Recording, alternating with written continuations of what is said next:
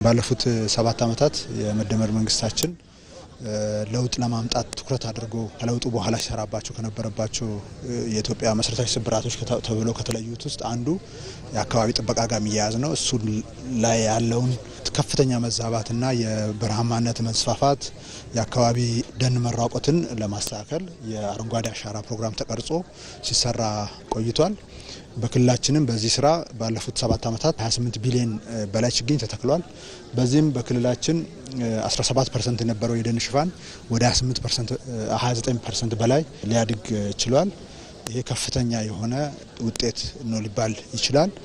እንግዲህ ዘንድሮም የአንድ ጀንበር ተከላውን እንደ ክልላችን በአገር አቀፍ ደረጃ የተያዘውን እቅድ የ800 ሚሊዮኑን ለማሳካት ከጧት ጀምሮ የክልላችን ሕዝብ ከጫፍ ጫፍ ወጥቶ እየተከለ ነው የሚገኘው። ባለፉት ዓመታት እንግዲህ ይሄ አጠቃላይ የተወሰደው እርምጃ 3 መሰረታዊ ለውጦችን አምጥቷል። አንደኛውና ዋነኛው ከአካባቢ ጥበቃ ጋር ተያይዞ ከፍተኛ የሆነ የባህል ለውጥ ተደርጓል። እነዚህን ስትራክቸሮችን ባዮሎጂካሊ የነበሩትን መዛባቶች ለማገዝ የሚጠቅሙ የአፈር ጥበቃ ስራዎች በስፋት እንዲሰሩ፣ ችግኝ ማዘጋጀት ባህል እንዲሆን፣ መትከል ባህል እንዲሆን፣ መንከባከብ የጊዜው ስራ እንዲሆን፣ በየቄው እንዲሰራ ይሄ ከፍተኛ የሆነ የባህል ለውጥ መጥቷል። ድሮም ነበረን ግን ከፍተኛ መዛባት መጥቶ ነበር። እዚህ ላይ ከፍተኛ ለውጥ መጥቷል። አንዱ መሰረታዊ ለውጥ ይሄ ነው። ሁለተኛውና ሌላኛው መሰረታዊ ለውጥ የደን ሽፋናችን በከፍተኛ ደረጃ ቅድም እንደጠቀስኩት ጨምሯል። ይሄ የአካባቢ ምህዳሩ በተሻለ ሁኔታ ላይ እንዲሆን ውጤታማነቱን በዛው ልክ እንዲጨምር ከፍተኛ እድል የፈጠረው ከ17% የነበረው ወደ 29% ደርሷል። በሚቀጥሉት ዓመታት 40ና ከዛ በላይ ለማድረስ ተሰጥቶ እንደ ክልላችን እየተሰራ ያለው። ሶስተኛው ምርትና ምርታማነት በከፍተኛ ደረጃ እንዲጨምር አድርጓል። ዝናብ እግዚአብሔር ይመስገን ተመልሷል። የአየር ሁኔታ በጣም በከፍተኛ ደረጃ ተሻሽሏል። ብዙ ተክሎች የሻይ፣ የቡና፣ የተለያዩ ፍራፍሬዎች፣ አቮካዶ፣ ሌሎችም በስፋት ባለፉት ጊዜያቶች እንዲተከሉ እድል ፈጥሯል። ይሄ ደግሞ ከፍተኛ ውጤት እንዲመጣ አድርጓል። አቮካዶ በኢትዮጵያ ኤክስፖርት ውስጥ አልነበረም፣ አሁን ኤክስፖርት ነው።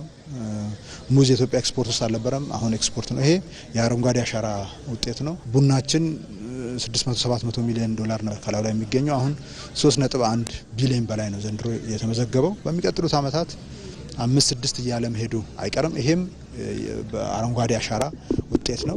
ቅድም የጠቀስኳቸው የችግኝ ብዛቶች እነዚህን መሰረታዊ የቡና፣ የሻይ፣ የፍራፍሬን አይጨምሩም፣ ከዛ ውጭ ያሉ ናቸው።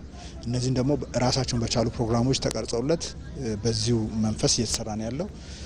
በአጠቃላይ ግን ምርትና ምርታማነት ትርጉም ባለው መልኩ እንዲጨምር አድርጓል። ይሄ በሚቀጥሉት ዓመታትም ተጠናክሮ ይቀጥላል ማለት ነው። አሁን ባለንበት ወቅት አንደኛ የ2018ን እየተከለ ነው። የ2019ም ዝግጅት አልቋል ማለት ነው። ችግኝ ማዘጋጀት የ2019 አሁን ነው የሚሰራው ማለት ነው። በጋው ላይ የ2019 ችግኝ ማዘጋጀት የተንከባከብ ተከላውን ደግሞ በተመሳሳይ መልኩ የተተከለውን ደግሞ እንንከባከባለን። ስለዚህ ይሄ ፕሮግራም በቀጣይነት ሲግኒፊካንት የሆነ መሰረታዊ ለውጥ አምተን የሚፈለገው ደረጃ እስክንደርስ ትኩረት አድርገን የምንሰራ ይሆናል። ህዝባችንም አስደናቂ ስራ እየሰራ ነው ያለው። በገዳ ባህል ተዳክሞ የነበረው ከተፈጥሮ ጋር የነበረን ትስስርና ዝምድናና አካሄድ አሁን በመሰረታዊነት የተስተካከለበትና ውጤታማ የሆነበት ነው ሊባል ይችላል። በክልላችን እነዚህ በረሃማ የሆኑ አካባቢዎች ላይ ከፍተኛ ትኩረት ተሰጥቶ 3 ነገር ላይ ነው የሚሰራው። አንደኛው የውሃን የማስተዳደር ስራ ነው የምንሰራው።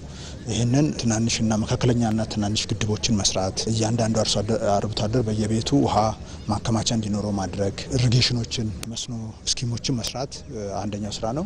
ሁለተኛው ስራ የተከላ ስራ ነው። እነዚህን የዛፍ ተከላ አንዳንድ ምርትና ምርታማነትን የሚጎዱ ዛፎች አሉ። እነሱን የማስወገድ ትክክለኛ ዛፎችን እየተከሉ የመሄድ ስራ ነው። ይሄም አግሬሲቭሊ ባለፉት ዓመታት ከአፈር ጥበቃ ስራ ጋር እየተሰራ ነው የመጣው።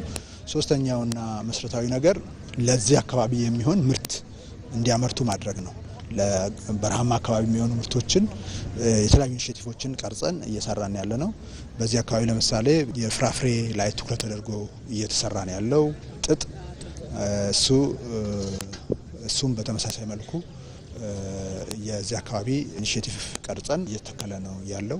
ከዚህ ከአየር ሁኔታው ጋር የሚመጥን ስራ እንዲሰራ ነው ለማድረግ እየታሰበ ያለው። ይሄ ከረዩ ማህበረሰብ ነው ኦሮሞነትን ጠብቆ የቆየ ትልቅ ባህል ያለው ትልቅ እሴት ያለው ህዝብ ነው። በከፍተኛ የተለያዩ ጫናዎች ስር የኖረ ህዝብ ነው። እነዛን ተቋቁሞ አካባቢውን ለመቀየርና ወደ ምርት ለመግባት እንደ አርብቶ አደር ብቻ ሳይሆን በእርሻም ከፍተኛ ተሳትፎ ለማድረግ ከፍተኛ ርብርብ እያደረገ ያለ ህዝብ ነው። ይሄንን በሁሉም አካባቢ በቦረናም በሐረርጌም ቆላማ አካባቢዎች ላይ ከፍተኛ ትኩረት ተደርጎ የተሰራበት የመጣ ተጨባጭ ውጤቶችም የተገኘበት በረሃማ አካባቢዎች ከላዩ ላይ የሚሸሽበት ሳይሆን ተሰርቶ ህይወት የሚለወጥበት እየመጣ ያለ